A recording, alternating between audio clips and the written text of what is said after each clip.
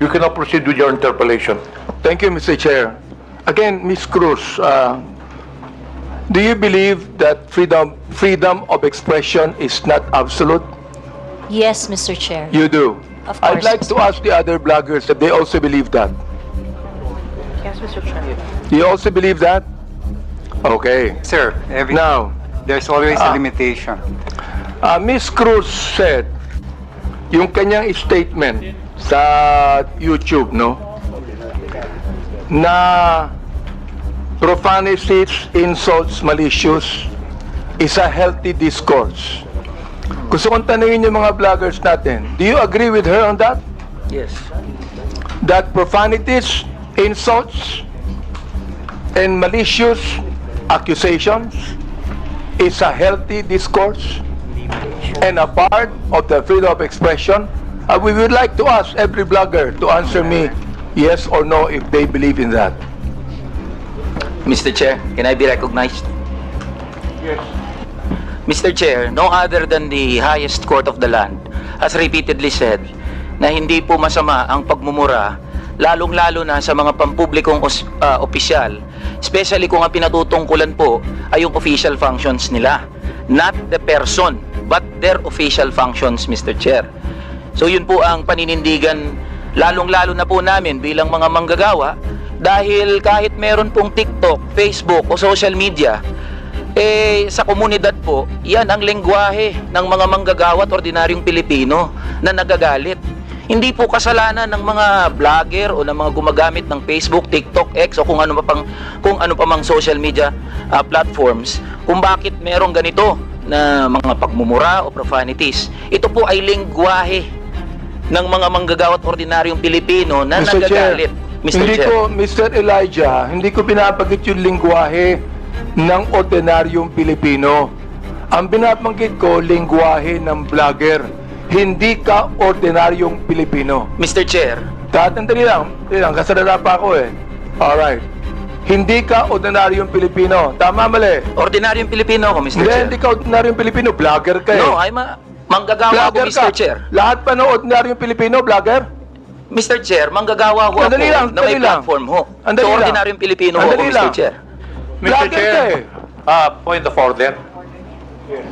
We have our rules here.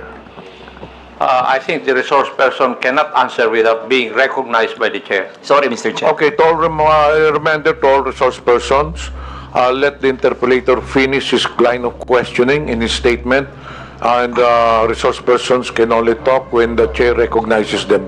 Okay. Nabanggit mo kanina na yung profanities, yung insult, yung malicious accusation, kung yan ay sinabi sa kanyang, anong tawag doon, functions bilang public official, okay yon. Yung sabi mo, di ba? Yung... But not on a personal basis, correct? Yes, Mr. Chair. Sabihin natin, naniniwala ako dyan. Pero, hindi naman niya sinabi yan sa akin on my public functions official functions. It is a personal accusations on me. Mr. Elijah. Mr. Chair, can I be I cannot speak on behalf of Ms. Joey, Mr. Chair. Inaano ko lang yung sinabi mo. Yes, Mr. Chair. Okay. Mr. Chair. Mr. Morales, please proceed. Yes, sir. Doon sa kay Miss Joey Cruz, ang ko lang bilang isang dating tauhan ng gobyerno, huwag lang sana tayong magpakita ng anumang kagaspangan para hindi tayo napapansin ng publiko. Yun lang po. Ano yung ibig sabihin? Huwag lang magpakita ng kagaspangan para hindi makita ng publiko. Yes, Your Honor, Mr. Chairman. Yun lang po. Kasi kung magpapakita tayo ng kagaspangan at makikita ng publiko yung hindi na ayon na kilos ng isang public official, talaga makikita po tayo. At yung mapapansin ng publiko. Huwag naman sana tayong masasaktan. Yun ang tinutukoy mo, Mr. Chair. Your Honor, yun pong mga gumagawa ng kagaspangan. Yun po yun. Sino nga yung tinutukoy mo? Aba, hindi ko po alam. Siguro po, maaring kayo po, Your Honor, mawalang galang na po, nasa inyo po yun kung sino po yung mapapatungkulan nun. Mr. Chair, ano ba yung kagaspangan na narinig mo? Sino nagsabi ng kagaspangan? Your Honor, ito po bilang isang dating tauhan ng gobyerno. Nagiging maingat dapat ang isang tauhan ng gobyerno habang siya ay nanunungkulan. Katulad ng pagnanakaw, pag-aabuso sa tungkulin, pagmamalabis. Yan po yung isa sa mga dapat na tinitingnan natin. At kung tayo man ay tauhan ng gobyerno, dapat ginagampanan natin ng buong husay, buong giting, tulad ng mga alagad ng batas na handang ialay ang sarili niyang buhay para lamang doon sa sinumpaang tungkulin. Mr. Chairman, Your Mr. Honor. Chair, tama yung binanggit ni Mr. Morales tama Pero ang tinatanong ko sa iyo, nag-a-agree ka ba sa sinabi ni Miss Cruz? Saang particular, Your Honor, Mr. Chairman? Hindi ka pa na nakikinig sa akin Bira namang buhay ito. Pagpaumanhin niyo po, Your Honor, at nangati po yung aking binti, maaring hindi ko po Wala pang napansin. karapatang magsalita kung hindi mo narinig lahat ang mga sinabi. Yun pong narinig ko. Very clear Meron po. po akong narinig. Very clear, Mr. Chair, ang sinabi ko. Kanina, pinag-uusapan natin yung lahat ng mga binanggit ni Miss Cruz. And I'm asking you now, kayong mga vlogger. Oo. Mga objective naman kayo, di ba? Ano ang palagay nyo rito?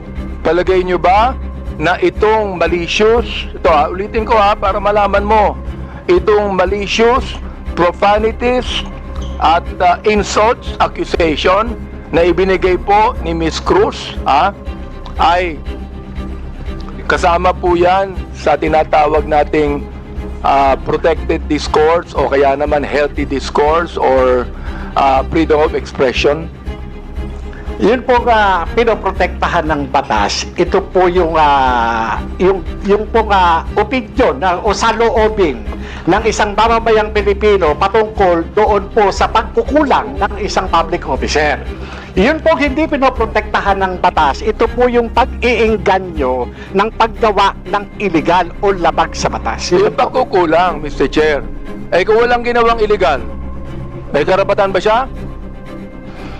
Kung walang ginawang illegal, Your Honor, depende po Depende po sa napapansin at kung Bilang- po sa nagbibigay ng opinion, Your Honor. Miss Joey, meron po ba akong ginawang illegal? Meron po ba?